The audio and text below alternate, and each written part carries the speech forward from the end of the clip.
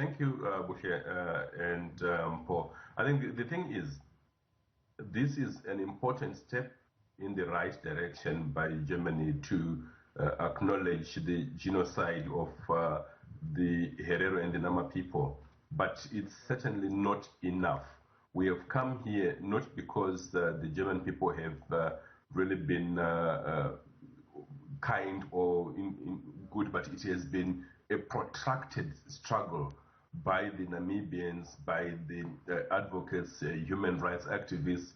We have really fought hard in negotiations in the courts to put Germany to this position of acknowledging this genocide and also taking steps to have these reparations. But there is need to look at the next steps to address, the gaps, to look at the specific genocide of the peoples, the Herero people and the Nama people. That has not yet been achieved. And of course, there is a broader scope of saying, when you look at reparations, how do you, speak to the issues of the families of the survivors, the communities affected.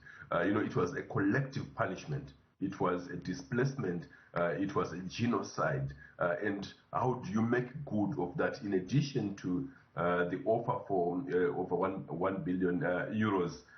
How do you address issues like the dispossession in terms of land reparations, land restoration? There are gaps. It's an important step, but there are huge gaps that remain in terms of this struggle that the Namibian people have undertaken. And it's not only in Namibia. It is positive that we are also having important acknowledgements across Africa, given also the Rwanda genocide and France's role, but certainly we need to acknowledge this first important step. In acknowledging the first important step, we know that, you speak about the court battles. This is a matter of negotiations that have taken at least 5 years, with Germany acknowledging moral responsibility for the killings, but avoiding to make an official apology, of course, avoiding that compensation that you speak of. What do you make then of that back and forth, and Germany not wanting to pay for what happened? Well, we need to say that what Germany has done is not easy. It's huge. It's significant. So we need to take that and say we are somewhere, because now there is a broader acknowledgement. But we need also to look at the struggle and say the next steps will be to ensure that there is that acknowledgement. We know that there are processes in terms of this payment going to happen over 30 years, but there is scope to continue with the negotiations. Yes, Paul, these negotiations have taken over 5 years to get to this point, but this is not the end. It is the beginning of a process. Now we need to look at a proper acknowledgement.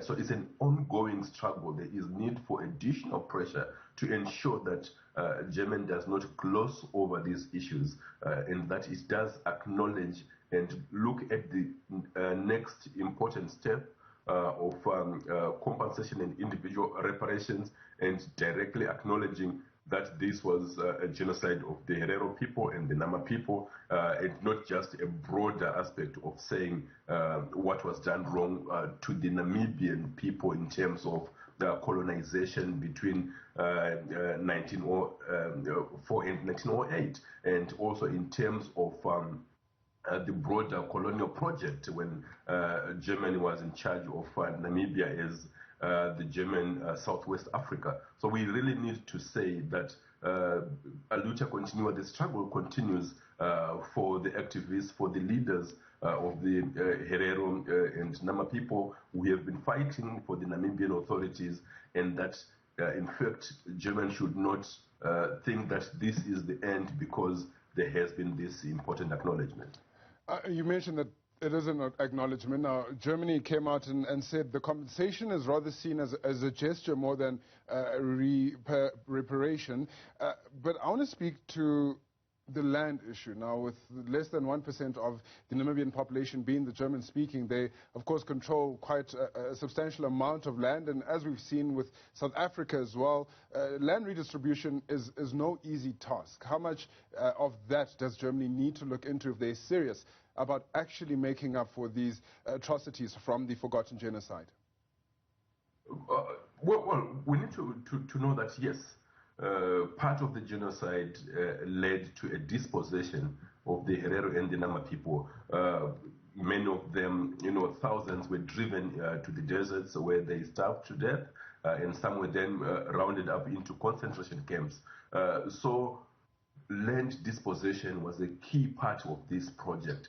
And therefore, if there is acknowledgement that there was genocide, you also need to look at that dispossession and a redistribution of land. So there is really a need to look at justice issues to say, how do you ensure that there is urgent, proper redistribution of land in the interests of the communities that were dispossessed? Because it is not enough to say, oh, yes, there was genocide, we acknowledge, and let's move on. Because the people still remain dispossessed, and land is huge chunks of land are controlled by about 1% of the population, which is the German people in Namibia. So that has to be addressed, and it has to be addressed urgently. If not, it still looks at the huge inequalities that continue to exist as a result of this historical colonialism. So you cannot move on without addressing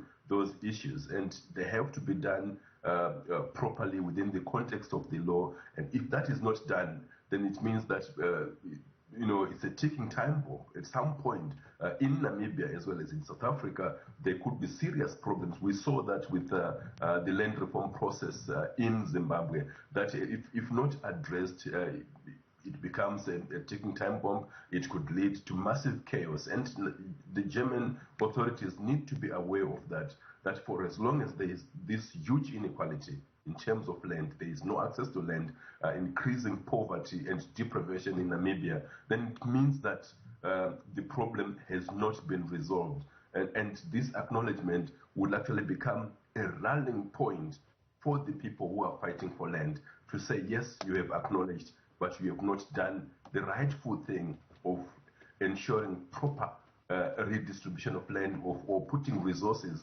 directly to the purchase of land from the 1% to distribute it more broadly and more equitably in accordance with restorative justice principles. Now, the colonial past of Germany was essentially ignored for decades, with a focus entirely on the Nazi, atrocities and the impact of the Holocaust, and not much on the other challenges that have resulted in Namibia's situation today. But there are some critics who have spoken against the timing of this money, saying that as things stand, Namibia is in a financially vulnerable situation as a result of COVID-19 and the economy contracting by a record of 8%. What are your feelings on the status and the timing of this money? Do you think that Namibia was essentially put in a corner because now they had to accept whatever was put on the table? Well, certainly there are vulnerabilities, not just for Namibia, but across Africa, occasioned by the COVID-19 global pandemic. But we must acknowledge and we must know that this struggle has been going on. The negotiations have been going on for some 5 years. So this was coming, and we also need to know that it's not the entire process; it's a step, and therefore. It does not take away from the individual or community rights of people to continue to press for the ultimate goal of proper address, compensation to families of the victims.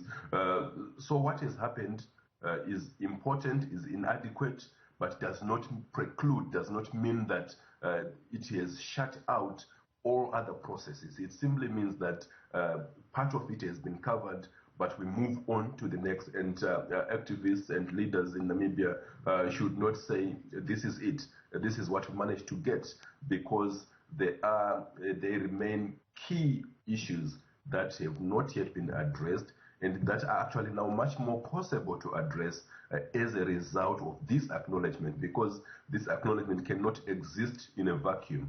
It has to address the vulnerabilities, the inequalities on the ground, and now there is need to look at all those issues, including the land issue that you have highlighted, Mpo. Thank you. And as before we say goodbye to you, how exactly will this money be rolled out? I mean, the government has spoken about infrastructure and boosting healthcare, but is there a solid plan over the next 30 years to ensure that the money is sufficiently utilized? Well, we understand that the details are yet to be worked out in terms of how the rollout plan will happen over the next 30 years, and the focus on infrastructure, on health facilities, on buildings.